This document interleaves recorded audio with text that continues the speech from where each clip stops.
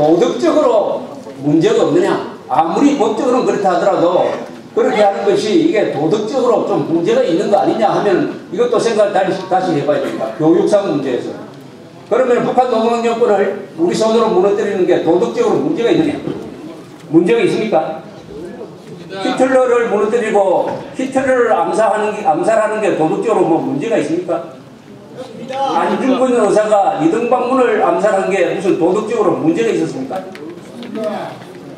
김일성, 김정일 부자는 700만을 죽인 사람입니다.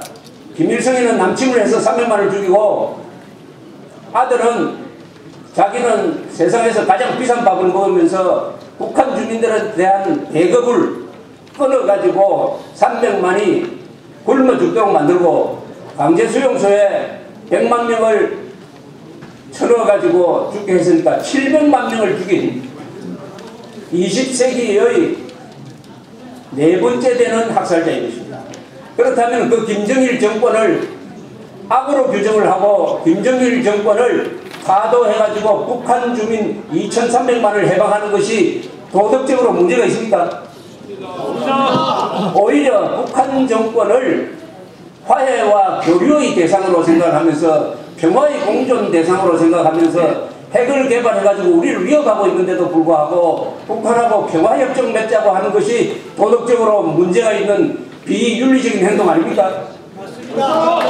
그렇다면 북한 노동당 정권을 총 쏘지 않고 평화적으로 무너뜨리는 것은 헌법적으로 도덕적으로 아무런 문제가 없을 뿐만 아니라 그것은 오히려 대한민국 국민들의 의무인 것입니다.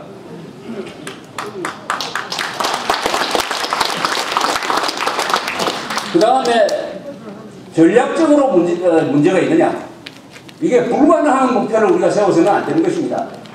불가능한 목표를 세워서 추진하면 아무리 좋은 것이라도 거기에는 낭비가 생기고 여러 가지 문제가 생기는데 왜 북한 노동당 정권을 우리가 총 한 방 안 쏘고 허물 수 있느냐 하는 것을 제가 설명드리겠습니다. 이렇게 하면 북한 노동당 정권이 무너진다.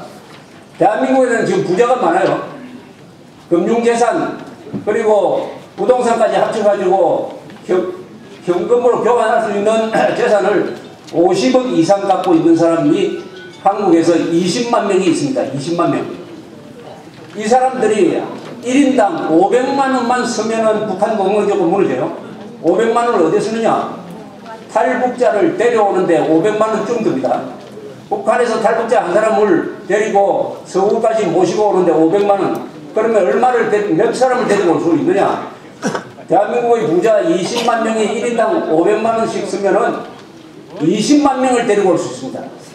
20만 명의 탈북자가 대한민국에 있으면은 우선 남한의 친북 좌익 세력 그 소리 하는 것을 저지할 수가 있습니다. 20만 명이 대거 탈북하면은 북한 정권 무너지게 돼 있어요. 가능한 이야기 아닙니까? 돈을 쓰자 이겁니다. 돈을 쓰자. 통일하기 위해서 자기 목숨 던지라는 이야기는 우리 할 수도 없어요. 통일이 아무리 좋은 거지만은 내 목숨을 바쳐서 통일을 할 수 있을 것만큼 좋은 것은 아닙니다. 인간 생명이 더 중요한 것입니다.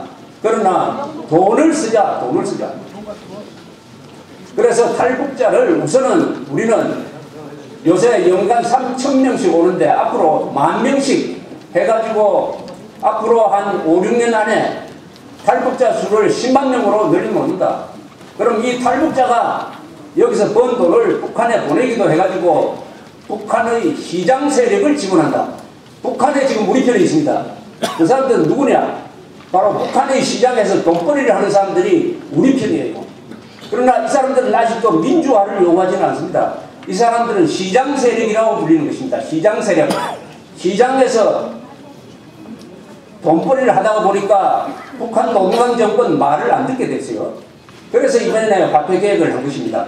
이 시장 세력을 키워가지고 그 사람들이 이제는 좀 배가 부르니까 우리도 남한처럼 민주화해야 되겠다 하는 요구를 하게 만들 때 북한 정권이 무너지게 되어 있습니다. 따라서 우리는 돈을 쓰고 우리가 가지고 있는 자유와 인권의식을 북한으로 보내고 정보를 보내고 라디오를 보내고 풍선을 보내고 해서 북한 사람들이 시장 세력에서 민주투사로 자유투사로 바뀌도록 만들면은 북한 노동당 정권을 총 한 방 안 쓰고 무너뜨릴 수 있는 것입니다. 그 다음에 북한 노동당 정권을 무너뜨려야 할 이유는 이겁니다. 북한 노동당 정권을 무너뜨리지 않고서는 우리는 계속 이런 식으로 살아야 된다. 이런 식으로 사는 게 어떻게 사는 겁니까? 친북 좌익 세력들이 개혁 세력, 진보 세력으로 위장을 해가지고 법을 어기지 않고 온갖 거짓말을 하면서 우리의 젊은 세대의 정신을 곤비하게 만들고 백지 상태의 중학생, 고등학생한테 조국을 미워하는 마음을 심고 미국을 미워하는 마음을 심고 법 어기는 것을 아무렇지도 않게 생각하고 무례한 아이들로 만드는 이런 식으로 우리는 살 수 없다. 우리가 이렇게 잘 살면서 북한 정권한테 계속 끌려다니는 이런 모습을 가지고 살 수는 없다. 이렇게 살 수는 없다. 그러면 어떻게 해야 되느냐? 이렇게 살 수 없으면은 북한 정권을 무너뜨려야 됩니다. 북한 정권이 있는 한 우리는 영원히 이런 식으로 살아야 되는 것입니다. 이런 식으로 산다는 것은 뭐냐? 노예식으로 사는 거 아닙니까?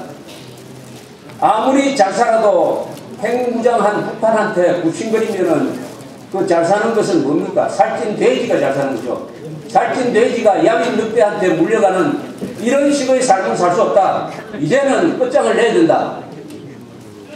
두 번째는 이렇습니다. 우리의 젊은 세대를 믿을 수 있느냐?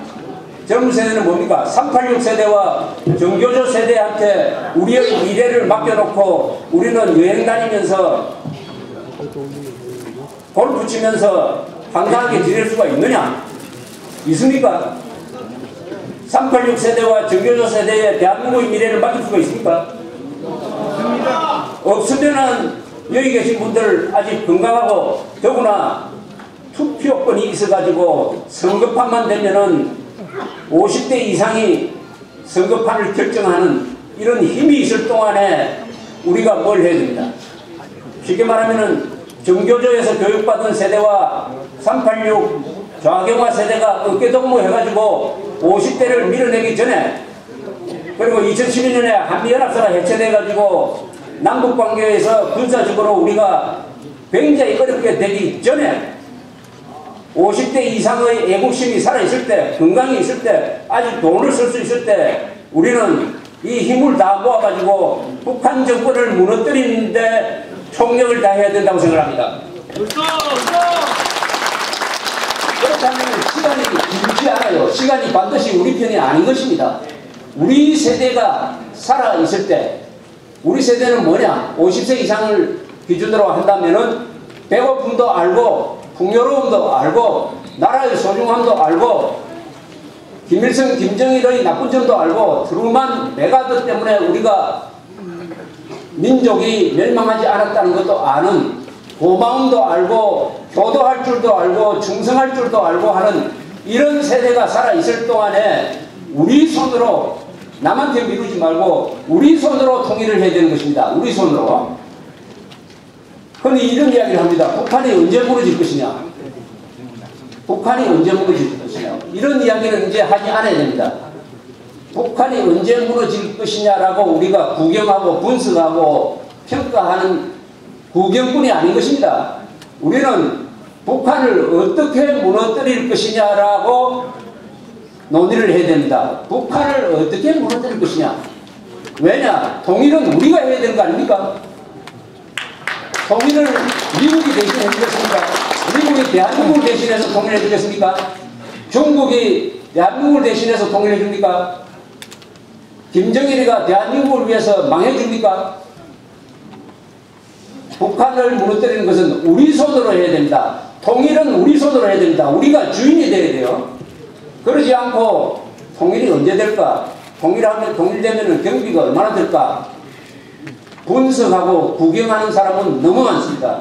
그러나 통일을 내 손으로 해야 되겠다. 우리 세대에서 해야 되겠다. 우리의 돈과 자원과 용기만 있으면 통일할 수 있다라고 생각하는 사람이 적기 때문에 국민행동본부가 이 나라의 애국의 불씨를 간직해온 조직으로서 다음 목표를 2012년까지 북한 노동당 정권을 무너뜨리자 하는 기치를 내건 것은 너무나 당연한 것이라고 생각을 합니다.